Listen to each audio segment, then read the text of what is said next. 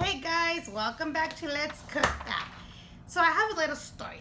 We went to Ensenada and I was supposed to record for you guys. Well, Marissa was supposed to record for you guys, but we were actually a little busy. We didn't have time. My sister-in-law had a party for her twins and she was going crazy, so we decided to help her out. So we actually didn't have time to go have fun and show you guys. All we did is our hair done and Marissa got her nails done. But I did help her a lot with the cooking, and I did this pasta, this cold pasta that a lot of people already had told me they liked, which I already had recorded that video and I have it.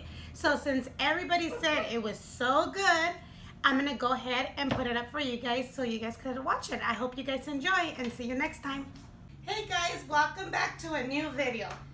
Today I wasn't ready to record, but since I'm gonna make my pasta cold salad, I'm going to show you guys how to make it since I'm going to make it today for dinner. And a lot of people have been asking me how do I make it. So I already have my pasta cooked. I have the elbows. I used half a box because it gives you a lot of salad. Like when you make the whole box, it's a lot. So just follow the instructions on the box. And then after that, I have some lettuce, which we'll throw it in. I already have it chopped. I have some tomatoes. I have some corn. Half a box gives you a whole lot of salad. I have some carrots, which I already grated. And I'm gonna put black pepper.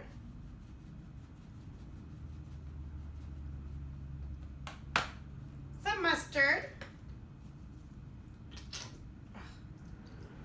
I hate when it's like that. Some mustard, just a little bit, okay? And then we're gonna put the mayonnaise. And this salad is very good for like, if we're gonna have a barbecue, you could use it with carne asada, chicken, like fried chicken. When you make mole, birria, it's really good. It goes along with it really, really good. And all I'm gonna do is stir everything in. Make sure your pasta is nice and cooled down, like completely cooled down before you mix all this in, because if your pasta is still warm, what's gonna happen, it's gonna melt your mayonnaise, and you don't want that to happen. And after we mix everything, just go ahead and try it to see if it has a good flavor, or you need more mayonnaise or a little bit more mustard, more black pepper, whatever you need. When I cook my pasta, I do add the water into the, I add the water. What am I talking about? I add the salt into the water, so I really don't need to add no more salt in here.